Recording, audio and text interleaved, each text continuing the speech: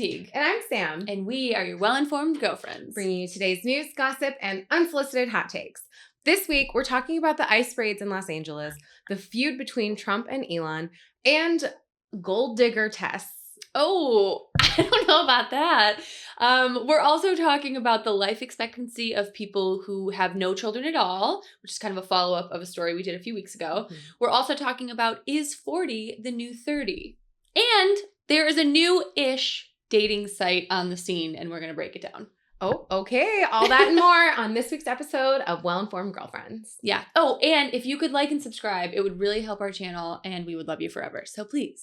Please like and subscribe. Okay, yay. Let's get into it. Let's get into it. We're starting this week with the news out of LA, where we are currently located. Mm-hmm. The National Guard is currently descending on the city. It's as of Sunday afternoon. There are several hundred here. President Donald Trump has ordered 2,000 troops to LA after people took to the streets to protest ongoing federal immigration raids in the city. Some demonstrators clashed with police on Saturday. Take a look. Amid intensifying clashes around Los Angeles, President Trump deploying the National Guard, sending in 2,000 National Guardsmen as angry crowds protest his administration's aggressive deportation efforts. Demonstrations now entering their third consecutive day after coordinated ICE operations across Los Angeles, sparking outrage and devolving into disarray. Dramatic images capturing the escalating chaos. Protests centered around the city of Paramount. Agents swarming this Home Depot there. Some protesters setting fires, breaking glass and vandalizing buildings. Police in riot gear attempting to disperse crowds, pelting the groups with tear gas, flashbangs, and rubber bullets. So according to the LA County Sheriff's Department, one person was arrested and several other people were detained in yesterday, that was Saturday's demonstrations. But overall, the protests were peaceful. So we hope to see that again today. I know that we live in LA, so we're pretty much, our fingers are on the pulse of what's happening here. Mm-hmm. Everything that we've seen, everything that I've, seen going on looks to be pretty peaceful. Yeah. So hopefully it can stay that way. I did see some stories of people coming in from other states to participate in the protests. And in that, I will say, let's keep it calm. I hate to see the city of LA stressed out at all. I mean, there were some videos about it. I don't know if that was Compton or what it was last night. Oh, it was Paramount. And there were some fires, and that was like, oh no, I don't like to see that stuff going on. Yeah. And so we'll see what happens today. It's, as of right now, it's Sunday afternoon, so stay tuned for more. Both Governor Gavin Newsom and LA Mayor Karen Bass have criticized the ordering of troops here. They say it's unnecessary. They say that it's posturing. Many of those raids have been happening at Lowe's and Home Depots. And for those of you who don't live in LA, that's where many undocumented workers will wait for people to come up and hire them. Mm-hmm. I don't know. What do you think about all this? Yeah, it's tough. And it's especially, it's just sad. The whole thing is just sad. And LA is such a hub of, we are a sanctuary city. So we'll see what happens, I guess. And I think that brings us to our next question, which you did a little bit of a deep dive on. I did. I was fascinated by this, and honestly by the whole Trump presidency. I've been curious, can Trump really do this? And I find myself asking that question on the reg. Yeah. So I decided to do a deep dive. As you were saying, one of his go-to moves is to sort of use old laws in new ways to sort of consolidate his power. And in the case of LA this weekend, he's citing something called Title 10, which allows for activating National Guard troops for federal service. Mm-hmm. The difference is that usually when that happens is they have the governor asking for it or okaying such a move. In this particular case, Newsom has expressly said that he does not want that, and that he also has threatened to withhold California's taxes to the federal government. I guess California contributes more than it takes in terms of federal funding. Yeah. So he's also been threatening that. So an article I read from the LA Times cites this man who's the dean of UC Berkeley School of Law, and he's also one of the country's leading constitutional law scholars. And he says that this case is especially different because it's using the military domestically to stop dissent and sending a message as to how this administration is going to respond to protests. And he found it very frightening. So that's kind of what's going on. Well, and the question is is this martial law? No. Technically, no, because yes, no. He can kind of do it, but it is a different way. And there are other more in-depth legal parts of this, but for now, yes. Is it martial law? I don't think we can call it that yet, but And what does it technically have to be martial law? Like, technically the military against the civilians is kind of?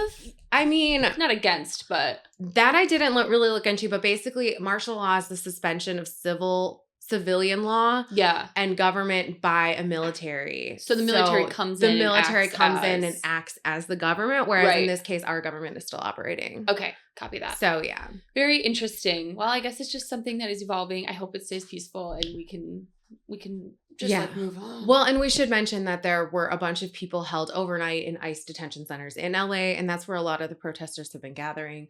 It's unclear what and part of the reason that people were so aggrieved was because when you are here illegally, there are all sorts of steps you can take to try and become legal. And so in this particular instance, many of the people that they arrested were there waiting to meet with immigration to be starting that application process or continuing the application process to be legal. So they were just taken and put into like a detention center. Which doesn't really seem fair if someone is on their way to do a thing and follow the rules and then you take them out of line and say, actually, because of where you are right now. It's interesting. Yeah, well, and like they said this weekend, according to CBS News, we've surpassed that 100,000 illegal immigrant deportation goal of the Trump administration. So it remains to be seen if that will continue. But what we talked about last week was how a lot of people really were getting kind of caught up in this attempt to deport that number of people and how many of them were in fact law-abiding. Right. Apart from being here illegally. Right, exactly. So we'll see. Oh my gosh. Okay. Another Trump story. There is so much going on this week. So we have to talk about the Trump and Elon feud that has been playing out online very publicly. So an intense public feud broke out this week between President Donald Trump and his one-time ally, billionaire Elon Musk, with an argument about Trump's massive tax and domestic policy bill, which they're calling the Big Beautiful Bill.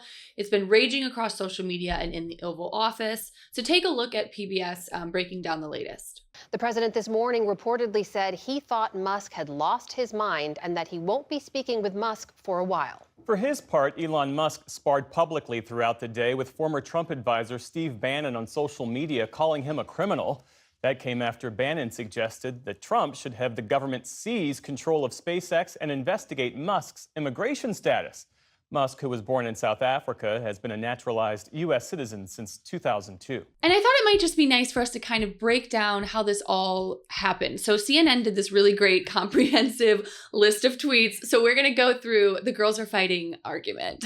So basically, Mom and dad are fighting. So, okay, Monday, Elon June has announced 3rd. that he's leaving, right? Yes. And then June 3rd, the next day, Musk starts critiquing the Big Beautiful Bill. He's like, I'm sorry, I just can't stand it anymore. It's massive. It's outrageous. And I think one of the reasons Elon was upset was because he was brought in to create DOGE, this Department of Government Efficiency, and cut a bunch of jobs and save the country a bunch of money. And then now, if this Big Beautiful Bill passes, in theory, the deficit will be even larger. So it's like, wait, why did I come in and do all this work? So allegedly, that's one of the reasons he was upset. Also, it affects his businesses. So anyways, we keep going. June 4th, the next day, Elon gets on Twitter. And he says that. He says exactly that, right? He starts to talk about Doge, and this effort is basically defeating everything that they did with the Doge team. And then Donald claps back on his Truth Social. And basically Trump says, Elon's outrageous. And what was the thing he said? Trump said like something Elon had when he was like removed. He had like post-Trump. Oh, what was that quote? Trump derangement disorder. Which is what Trump's critics call Donald Trump.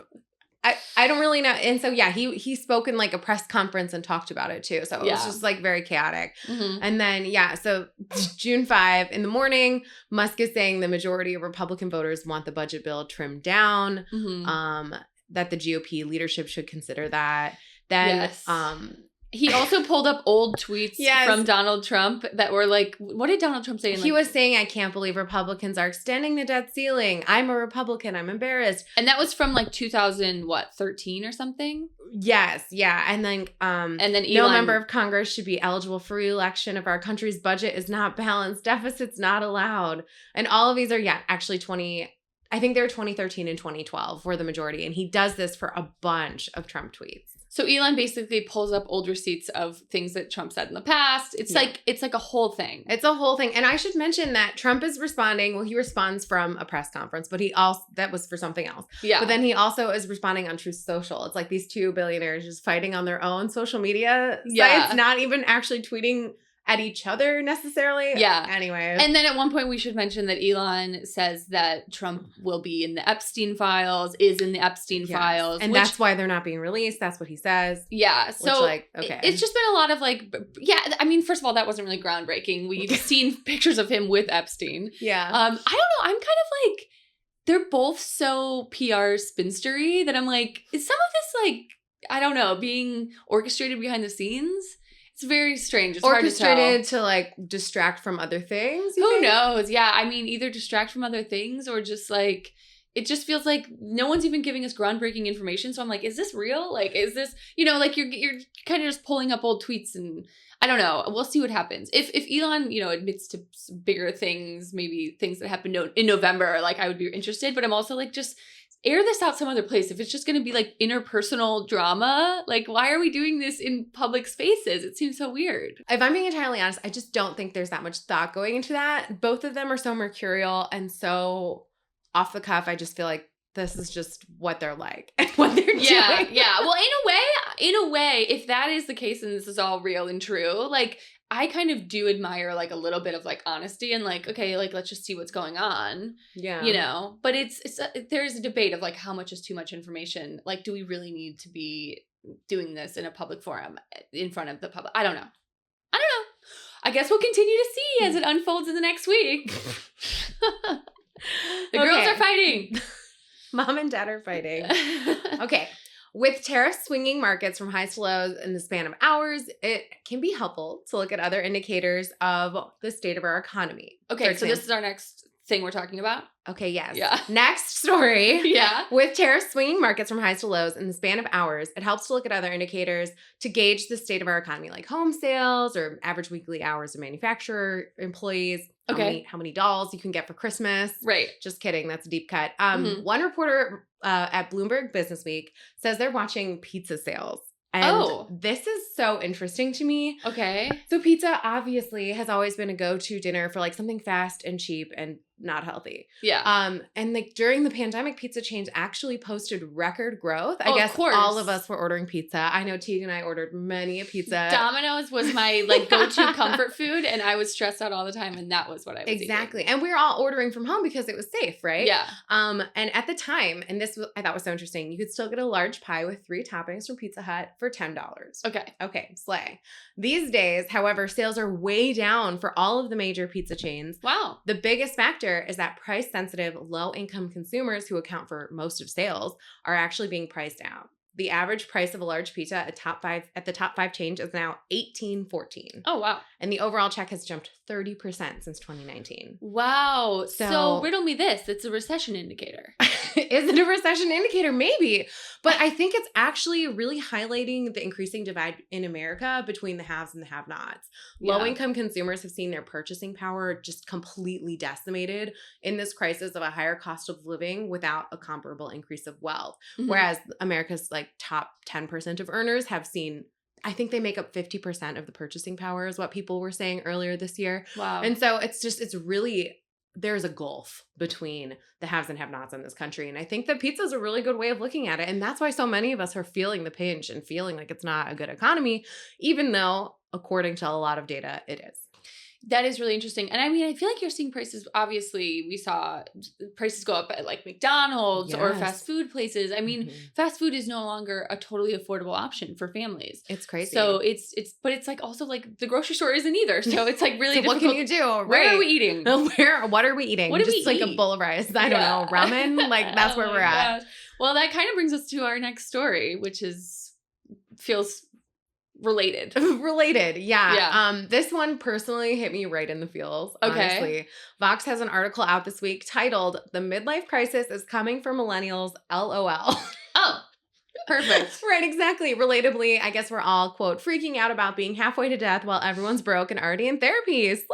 Yeah, no one can afford to buy a house or a pizza. Right. Evidently pizza now not appropriately priced either.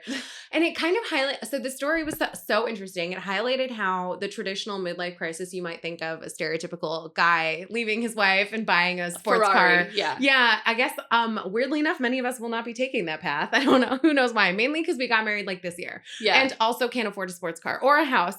But I guess the stability that boomers and Gen Xers had and found stifling has been like really hard to find for our generation. Yeah, of course. And so many of us are instead looking for new opportunities like a health and wellness journey, Yeah. a career change, or they interviewed some people who found like a personal awakening, which is like coded for realizing their sexuality, Okay. or potentially involving like tattoos, getting more tattoos instead of something that like needs an active intervention, like bro, chill. Yeah. So anyway, a lot of the people they talk to reevaluate their careers and that kind of hustle culture that so many of us are caught up in, myself included, full disclosure, and that we think we had to be a part of to be successful. Yeah. And I loved this one teacher they spoke with. He said he's been saving enough so that he can retire at 50 and live the rest of his life like not hustling. Wow. I love that for him. That's so great. What are your thoughts? Are you experiencing your midlife? I will be full disclosure. I am fully in the throes of my midlife crisis. But I will not be buying a sports car. Yeah, no, I feel like I've been in a midlife crisis since 25. Oh, okay, Slay. I think so I've quarter been, life into midlife crisis. Yeah, like I think I've been experiencing crises for the last few years. Just an ongoing crisis. I just think like, here's the thing, like we're all like, even if we're all getting to a point in a realization, especially like people in our generation, that we're like, oh my God, even if I work so hard, way harder than my parents worked, way harder than my siblings worked, I will still get to a point where I cannot afford a house or a pizza. Or a pizza. Okay. So it's like, I do feel like we have been in this weird like realization of like, oh, I guess the American dream or like whatever that was is not really as attainable as it was in previous generations. So it's kind of like the midlife crisis might look like, yeah, maybe I do want to just become a yoga instructor and like chill out and like. That sounds so nice. You Honestly, know? don't tempt me with a good time. That's what I'm saying. Like maybe I just want to like put my effort into something that will like make me feel happy. Yeah. Whereas like I could also do the same thing and like try to like work my tail off at like a marketing job and become a executive where it's like I'm still going to be at the same impasse. I'm still going to be at the same like I still can't afford to buy a pizza. It's just like I feel like it's this weird reckoning we're all having to like realize like, oh, I guess no matter what you do, we're all going to be in the same position. So maybe we're all kind of just like trying to find things that make us happy. And I don't think that's a bad thing. I don't either. And I honestly have to say, I know we talk about this with our journalism friends all the time. Yeah. Tiege and I went to school together. We have a bunch of friends who are in journalism. Yeah. I think the world looks so different than what we thought it would look like, especially in our path, where we're sort of realizing we have to find a new path for ourselves because the old ones don't exist anymore. Right. And I don't know if that's the case in I think if you go into finance, it's probably pretty similar. Yeah. But like, I think for a lot of us, the world has changed undoubtedly since we have graduated from college. And so it's sort of about finding a new way in this new world. Totally. And that's without even getting involved in like the AI story of like, canceling a bunch of the workforce. Like, and we could get into that too, and we always do. But yeah, I do think like the world looks so different. And like, if you can just like find peace and purpose and like happiness in your life, that's the goal for me at least. And enough money to live on, obviously. Yeah, right. Critical factor. Yeah. So I just think like we just have to keep evolving and like trying to find things that like make us happy, because for sure. Who knows? That was our heartfelt moment of the podcast. That was our heartfelt moment, but it's so true. It is so true. Okay, so I wanted to, for this next story, I wanted to talk about something that we brought up a few weeks ago. Right. Online, we got a lot of traction. A lot of people were talking about it. It was basically about kids in mortality. So we talked about this story on the podcast, and basically we referenced a study that had been done a few years ago, and it suggested that having kids later in life could lead to higher life expectancy, which prompted many of you online to ask, what about women who don't have kids at all? Oh. So I did some deep diving, and I found a study that was conducted in 2018, published by the European Journal of Population, that found that childless men and women have an overall higher mortality rate than adults with children, meaning that they die earlier. So mothers and fathers with 2 biological children have the lowest mortality risk, and it increases for parents with 3 or more biological children. I know this sounds like a lot of information, but I'll break it down. So basically, the authors concluded that so-called selection based on socioeconomic status or health plays a big part in explaining these differences in mortality when comparing childless individuals with parents. This is also, as I should mention, they pulled data from a Swedish data registrar examining mortality amongst men and women between 1915 and 1960. So that was basically what they were looking at. Gotcha. So there was a lot of things that they found in this, but the thing that I wanted to touch back on, because a lot of people were asking, is that childless men and women in at least this study and in this research were found to die a little bit younger. Was that because there were several they were in like crashes and you're more likely to not have kids when you're young? Let me get into this. Yeah, so actually, let's break that down. There's even more information I should probably get into. Okay, so according to the same study published in the European Journal of Population, the study found that deaths due to accidents and other external factors are higher among individuals with no children compared to parents. So maybe if you're living, a riskier life, or like you're going on more vacations, or you're taking more risks, or I don't know. Or even if you just die younger because you got in a car crash when you were 16, you obviously didn't have kids then, right? Right. So that's also true. Yeah. So there's like a lot of different ways you could look at it. Yeah. But basically that was one of the things that they found in the study, is that people who don't have children take more risks in their life. And so they're not worrying about children, so they could end up dying sooner because of that. Yeah. Also, another thing that they found is that childless women have a higher risk for breast cancer. Oh, I wonder why. Yeah. I don't know. I think it has something to do with what happens in your body when you give birth. But having more children even reduces the risk. That was interesting. That is crazy. Yeah. See, I would think that if they looked at modern data, it might not be the case. Conspiracy theory alert. Okay. I'm like, here's the thing. If I didn't have kids, I don't have kids, but if I continue to not have kids, then I would have like so much more money to pay for my health. Oh, but True. Sweden has national health care. Yeah. So like, because here in the US, where we don't, I feel like I would be much richer without children. Not literally in my heart, just like literally on paper, I would be richer, right? Right. So I'm just thinking like, in theory, in theory, I would have more money and more time to focus on like my health. And I also agree. It's like, if I don't have kids and I'm worried about running around, I'm more worried about myself. And like, if something pops up, I'm probably going to notice it more readily. Like the minute I see a weird mole, I'm at the dermatologist. Whereas if I have to keep another human alive, your girl's going to the derm in 6 to 12 months. But maybe moms like would say something different. Maybe moms would be like, oh, because I saw something scary, I'm worried about my child, so I'm immediately going to go to the doctor. They need their mom. Maybe that's true. You know? Or like you're less likely to ride a motorcycle or something because you're a dad or a mom and you just don't want to die on the streets. Yeah. On these streets. Yeah. So that was interesting. I thought that I wanted to kind of tie that back into what we were talking about a few weeks ago. So fascinating. Yeah. But I am interested that the data set ended in 1960. The world has changed so much since then. The world has changed so much since then. And also with all of these studies, it's important to mention that, causation is correlation.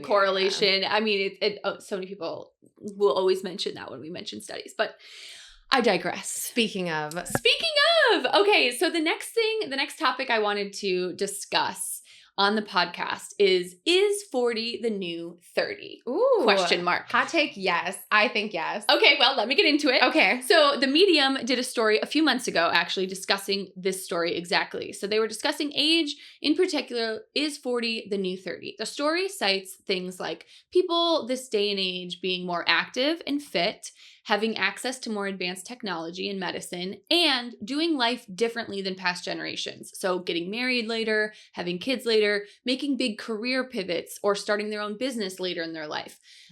So facing aging kind of with a positive mentality and not as something that's working against us. I think we're seeing a lot happening now in this generation.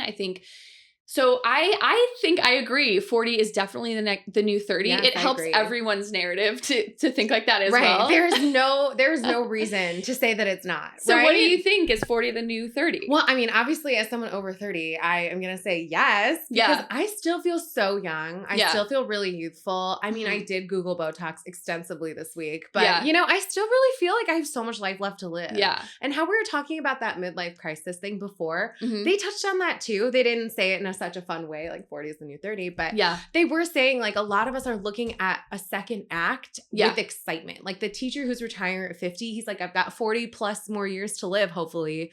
So I want to live my life. I want to spend my time doing that. And I'm like, yes, I'm with you. What about you? Absolutely. No, look, I totally agree. And I think like I really do feel like if you keep evolving and keep like making, these changes in your life, like life does get more exciting. And I think like the only time it slows down is when you decide to stick with a certain way of living. And so I feel like we're seeing a lot of people embrace 40 as like a new milestone and something to look forward to and be excited about. And so for that, I think it's really cool. There's a lot of stories. I think Vera Wang didn't start her brand until like late 30s or maybe early 40s. I didn't know that. And there was somebody else that I just looked at their story. There's like a lot of things like that. So, I love that so much. And I have to say, even my own boomer parents, they are still out here #living. Yeah. If they're like in their 70s and they do not act like it, like how you would think of a 7-year-old. They're out here like traveling. Yeah. My mom's going on bike rides, like with or suggesting going on bike rides. I was the one who said no because I was feeling lazy. Sorry, Mom. But no, I feel like we all have so much life left to live, and it doesn't do anybody any good to be sad about aging. So let's just try and embrace it, right? Let's just embrace it and keep it going. Yeah. I love that. Absolutely. Okay. I want to bring up a new topic because I saw this on Vice, and I just think well, let me just tell you what it is, and you can tell me if you agree that it is unhinged. Okay. This Vice story highlighted the weird lengths men are going to in an attempt to weed out women they perceive to be, quote, gold diggers. What? It highlights multiple Reddit threads where a man, so for example, a man asked a woman to pay for the entire $100 plus meal. And then once she did, because she was like, that's really weird of you, he revealed it was a test that she had passed. And he told her, he was like, oh, you're not a gold digger. Congratulations. She's like, what? And then in another post, a woman talked about how a man lied to her and said he was a low earning carpenter so he could see how she reacted to him not having a well-paying job, which is ironic because actually many carpenters do pretty well for themselves. But and then he told her later that, oh no, I have a regular job. I'm not a carpenter. And she was like, what? Why would you start this relationship based on lies? First of all, that's so weird. And also all of these are just weird, quote, gold digger tests. And women obviously online and in this podcast, I'm going to say, I think that's pretty manipulative and disrespectful. What are your thoughts? Look, if anybody's putting me on a gold digger test, I'm failing. Shut up, T. What? I think if a guy were like, here, you on a first date especially. He's like, here, can you cover this bill? I'd be like, that's so rude. What? And in this economy, I'm sorry, but to me, any guy I go on a date with, I hope that they would, at least for the first date, pick up the tab because it's the chivalry is not dead, and let's keep it going with having class. And I also just say, I feel like as Midwesterners, that's how we were raised. Yeah. It's respectful for the man to pick up the first date. Tab, if you want to split it, that's fine. No, actually, my husband and I split the first tab because I especially will try and insist if I'm not sure I'm going to see you again. Whoops, sorry, Sumi, wasn't sure we were going to see you again. But I'm okay with that. But you covering the whole bill, that's pretty crazy. That's pretty crazy. I think it is interesting. Also, and also I don't lying about your job to pretend to be poor. That's so weird.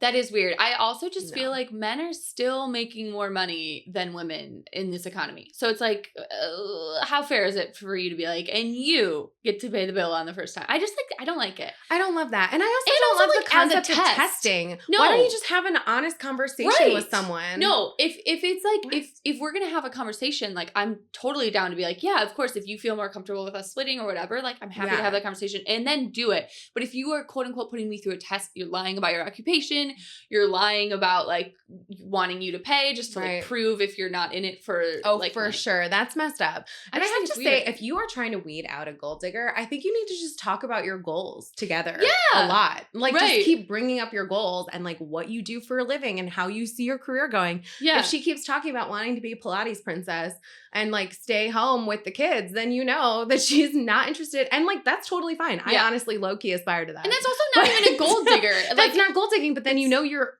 values are not aligned. I just feel like this is some weird red pill crap from the internet. Yeah. And I don't know. Hate it. I don't love it. I don't love it. Okay. Just talk to the girl you're on a date with. Hot take. Thanks for coming. Yeah. That is pretty crazy. Speaking of dating. Okay, speaking of dating, the next thing I wanted to talk about today is, so I recently logged on to the website that shows all of your high school friends updates. You know the one. Oh, Facebook. And I saw a new toggle at the bottom of my Facebook page called Facebook Dating. I got this too, and I am listed as married on Facebook. That's horrific. Okay, so apparently Facebook is making a big push for their new dating app feature, which has been around for a minute. Oh, yeah. But they haven't been putting it on people's like pages as like prevalent. Sure. And apparently the younger generations are using it the most and saying that they're liking it and because they're fed up with the other apps. And from what I could tell from this story was that the application works like any other dating app. Okay. But basically once you match, you can see if you have mutual friends.